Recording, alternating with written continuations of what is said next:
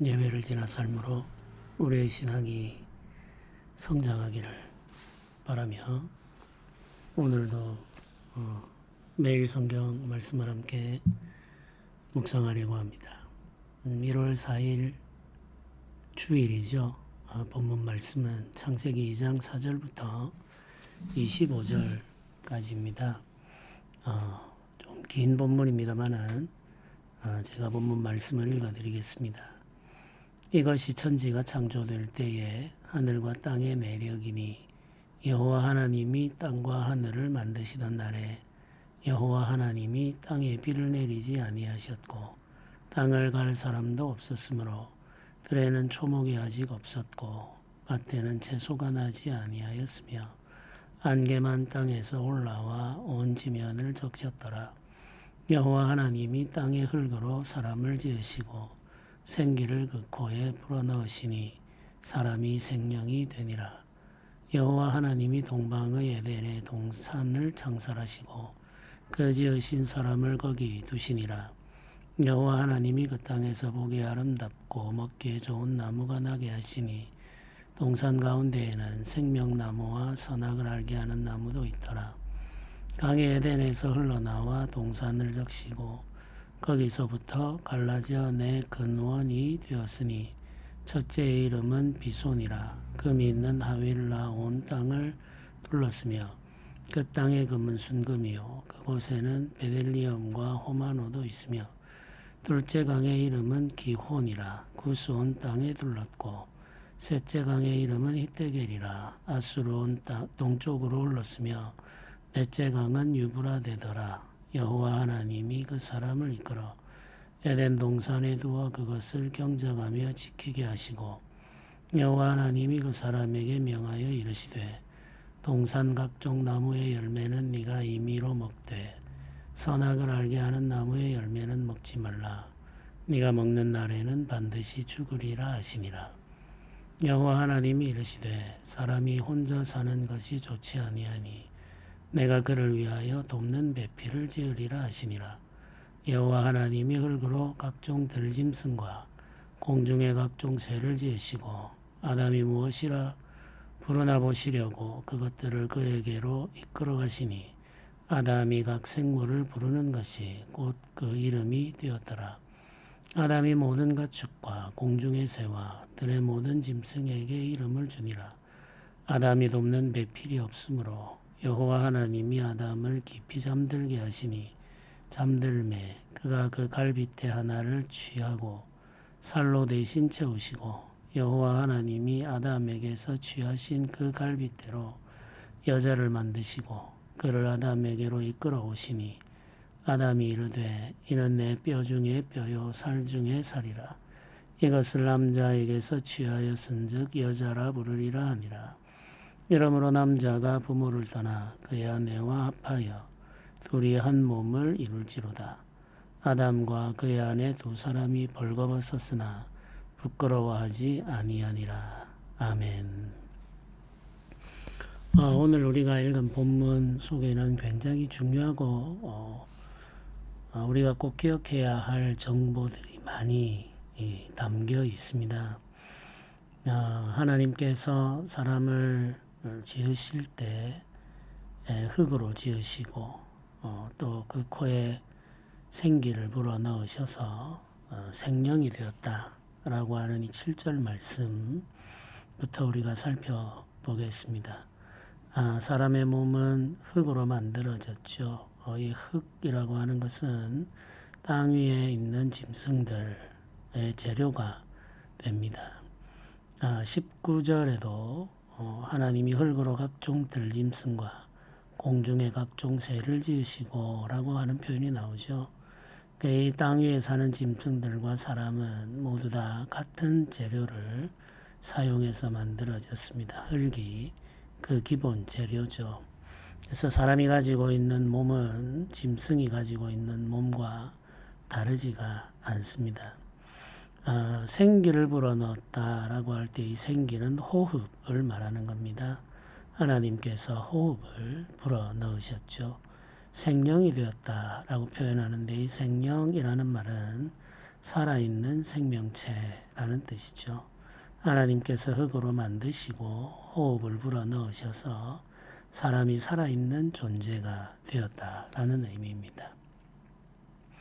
이 7절 말씀은 사람이 철저히 하나님께 의존하여 살게 된 존재라고 하는 의미를 분명히 증거하고 있습니다. 하나님께서 호흡을 불어넣으셨기 때문에 우리가 살아있는 존재가 되었죠. 하나님께서 그 호흡을 거두어 가시면 우리는 죽은 존재가 됩니다. 사람은 영원히 살 수 있는 존재가 아니죠. 하나님께서 살게 하시면 살 수 있으나 하나님께서 그 생명을 거두시면 죽음에 이르는 존재가 사람입니다. 그래서 사람은 연약한 존재이고 한계가 있는 존재죠. 우리가 흙으로 지어진 자라는 사실을 알면 겸손하게 됩니다. 하나님과 우리는 다르죠. 하나님은 창조주이시며 영원히 계시는 하나님이시죠. 신이십니다. 네, 우리는 사람이죠.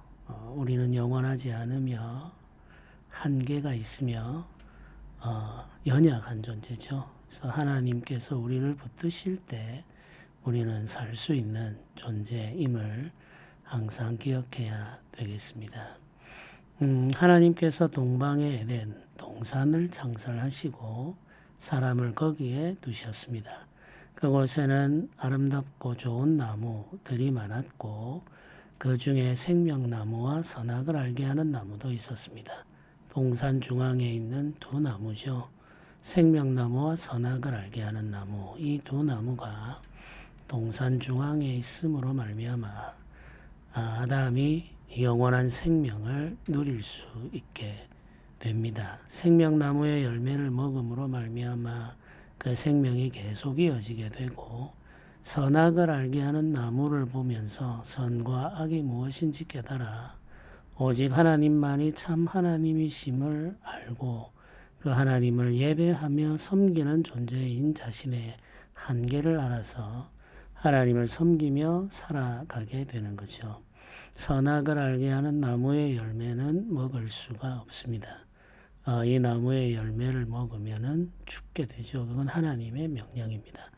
이 17절 말씀이 하나님께서 아담에게 정하여 주신 법이죠. 계명입니다.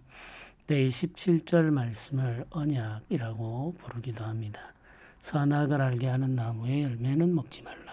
네가 먹는 날에는 반드시 죽으리라 하는 이 말씀이 아담과 하나님께서 맺으신 언약이죠. 약속입니다. 하나님은 이 약속을 근거로 해서 아담을 다스리십니다. 아담은 이 약속을 지킴으로 말미암아 생명과 복을 누릴 수 있습니다. 내 약속의 말씀을 어기게 되면 이 말씀이 말하는 대로 죽음에 이르게 되죠. 아담에게는 많은 것이 허락되어 있었습니다. 동산에 있는 많은 나무 그리고 풀 채소들 그것들을 자유롭게 먹을 수 있었고 무엇보다도 생명나무의 열매를 원하는 대로 먹을 수 있었죠. 허락되지 않은 것은 단 하나입니다. 그 허락되지 않은 한 가지가 있다는 사실이 중요하죠. 허락되지 않은 것이 있다는 것, 그것 자체가 바로 아담이 하나님이 아님을 증명하고 있는 거죠. 하나님은 모든 것을 뜻대로 하시는 분입니다. 신이시기 때문이죠. 주권자이시기 때문입니다. 그러나 하나님에게로부터 온 사람은 모든 것을 뜻대로 할 수가 없습니다. 금지된 것이 있습니다. 금지된 것이 있다는 말은 사람은 신이 아니라는 뜻이죠. 죄는 금지된 것에 대한 욕망입니다. 탐심이죠. 하나님께서 금하신 것을 갈망하는 마음, 그것이 바로 죄입니다. 그리고 하나님께서 금하신 것을 갈망하여 그것을 취하려고 하는 행위, 그 자체가 바로 스스로 하나님이 되려고 하는 행위이죠. 아담이 주의하여 삼가해야 했던 것은 금지된 것에 대한 갈망입니다. 이 갈망을 제어해야만 생명을 누리며 살 수 있게 되는 거죠. 이는 지금 우리에게도 마찬가지입니다. 현대를 살아가는 사람들은 도덕이나 윤리 혹은 양심이라고 하는 것을 무시하려고 하죠. 하나님께서 정하여 주신 일반적인 도덕의 법칙이 있습니다. 십계명에 기록되어 있는데 이 도덕의 법칙은 보편적으로 모든 나라의 법 혹은 모든 나라의 윤리에 드러나죠. 사람이 가지고 있는 기본적인 도덕의식 속에 하나님이 주신 이 도덕법 십계명이 다 나타납니다. 그러나 사람들은 종종 그것을 부정하죠. 도덕이라고 하는 것 자체를 부정합니다. 도덕은 통제를 위해 만들어진 것이다. 이렇게 생각합니다. 그래서 원하는 것을 자유롭게 행하는 것이 선이라고 주장하며 가르치는 사람들이 많이 있죠. 네, 그것이 바로 죄인된 인간의 본성입니다. 금지된 것을 탐하는 마음이죠. 아담에게서부터 시작된 거짓된 욕망이라는 사실을 우리가 기억하며 살아야 되겠습니다. 법을 지키며 사는 것이 겸손이며 법을 지키며 사는 것이 은혜입니다. 그게 하나님께서 우리에게 요구하시는 마음이죠. 하나님께서 아담에게 허락하여 주신 것이 하나 더 있는데 돕는 배필입니다. 여기에서 돕는다라고 하는 이 말은 하나님께서 우리를 도우신다라고 할 때 사용하는 말과 같은 말입니다. 그래서 하나님께서 만드신 여인이 하와가 남자인 아담을 돕게 되는데 이 돕는다는 말은 열등한 존재가 하는 섬김의 복종의 삶을 말하는 것이 아니라 동등한 존재 혹은 때로는 더 뛰어난 존재가 연약한 존재를 도울 때 사용하는 표현이죠. 돕는 배필은 아담보다 열등하거나 혹은 부족하거나 혹은 연약한 존재가 아니라 같은 본질에서 나온 존재이며 하나님께서 남자의 부족함을 채워 온전하게 하려고 하시려는 뜻으로 만든 존재라는 것을 우리는 기억해야 되겠습니다. 아담의 몸에서 여인을 취하죠. 갈빗대 하나를 취하여 여자를 만드셨습니다. 본질적으로 남자와 여자는 같은 몸에서 나왔음을 말하고 있죠. 아담이 하와를 보고 이는 내 뼈 중에 뼈요 살 중에 살이다 이렇게 고백합니다. 이 말은 당신과 나는 하나의 몸이다 라고 하는 고백이죠. 우리는 하나의 몸이며 하나의 운명이다 라는 뜻입니다. 가장 최초의 시라고 할 수 있고 사랑의 노래라고도 할 수 있겠죠. 남자와 여자가 하나가 되어 살아가는 것, 그것이 바로 부부의 삶이죠. 이 부부의 삶을 설명하는 단어가 연합입니다. 연합과 일치죠.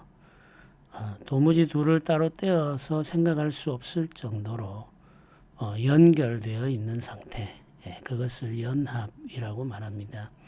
내 남자와 여자가 연합하여 살아가는 것, 그것이 가정이고 그 가정을 통해서 인류의 역사는 계속해서 이어져 내려오고 있습니다. 아담과 그의 아내 두 사람이 벌거벗었지만 부끄러워하지 않았다라고 24절에 기록하고 있습니다. 최초의 가정의 모습이죠. 부끄러움, 이 수치심이 없는 상태로 남자와 여자가 동거하고 있습니다. 부끄러움과 수치심이라고 하는 것은 죄가 만들어낸 감정입니다. 우리가 이 땅에서 살아가면서 우리가 가지고 있는 허물 혹은 죄 혹은 우리 존재 자체를 누군가에게 들키게 되면은 느끼는 정서가 수치심이죠. 부끄러움입니다. 네, 우리는 모두 다 그 수치심을 가지고 있죠. 왜냐하면 죄의 본성을 가지고 태어났고 죄를 지으며 살기 때문이죠. 그러나 하나님께서 만들었을 당시에, 창조하셨을 당시에 남자와 여자는 부끄러움이 없었습니다. 하나님께서 이들을 선하게 만드셨고 이들은 죄가 없는 상태로 삶을 시작했기 때문이죠. 모든 것을 그대로 드러내어 놓아도 부끄러울 것이 없는 삶, 그것이 하나님께서 허락하신 삶이죠. 사도 바울은 자신의 사역의 삶을 마무리할 때에 부끄러울 것이 없는 일꾼이라는 표현을 씁니다. 비난할 것이 없다라는 의미죠. 굉장히 중요한 고백입니다. 우리가 평생의 삶을 살아갈 때 부끄러울 것이 없는 삶이 되기를 바라고 소망하며 살아야 되겠습니다. 더 가지려 하고 더 누리려고 하면 부끄러움이 생기게 됩니다. 허물과 죄가 생기게 되죠. 네, 우리가 이 땅에서 더 많은 것을 가지고 누리며 사는 것보다 하나님 나라에서 얻게 되는 영광을 더 귀하게 생각한다면 조금 덜 가지고 조금 덜 누리더라도 부끄러울 것이 없는 종으로 삶을 마무리하는 것이 얼마나 귀한지 마음속으로 생각하게 됩니다. 저도 목사로서 살아가는 이 삶이 부끄러울 것이 없는 삶이 되기를 소망하면서 기도하고 있습니다. 우리가 완전 무결한 삶을 살 수는 없고 완전히 죄로부터 우리 자신을 지키기도 어렵죠. 그러나 세상과 사람들로부터 부끄럽지 않은 삶을 사는 것은 가능하다는 생각을 하고 있습니다. 하나님의 은혜를 구해야 하고 주의 도움이 필요하겠습니다. 그러나 우리의 마음을 욕심으로부터 지키며 살아가는 것이 무엇보다 중요하겠죠. 하나님께서 우리에게 허락하신 것을 우리 누리며 사는데 절대로 우리는 주인이 아니라는 사실을 잊어버리지 않는다면, 우리는 허락된 것만 누리면 된다는 사실을 기억한다면 부끄럽지 않은 삶으로 우리 삶을 마칠 수 있을 것이라 확신하기도 합니다. 우리 교회 모든 성도들을 그 살아가는 삶이 하나님 안에서 온전하기를 바라며 부끄러울 것이 없기를 소망하며 기도드리겠습니다. 함께 기도하겠습니다. 은혜로우신 하나님 아버지 감사합니다. 우리에게 생명을 주시고 또 생명의 말씀도 주심을 감사합니다. 주께서 우리를 복되게 하실 때 하나님의 은혜 안에서 복되게 하심을 믿습니다. 주의 허락하신 것을 누리되 주께서 금하신 것을 멀리하는 우리가 되게 하여 주옵소서. 우리 살아가는 평생의 삶이 비난받을 것이 없는, 부끄러울 것이 없는 삶이 되도록 도와주시고 인도하여 주옵소서. 감사드립니다. 예수님의 이름으로 기도드립니다. 아멘.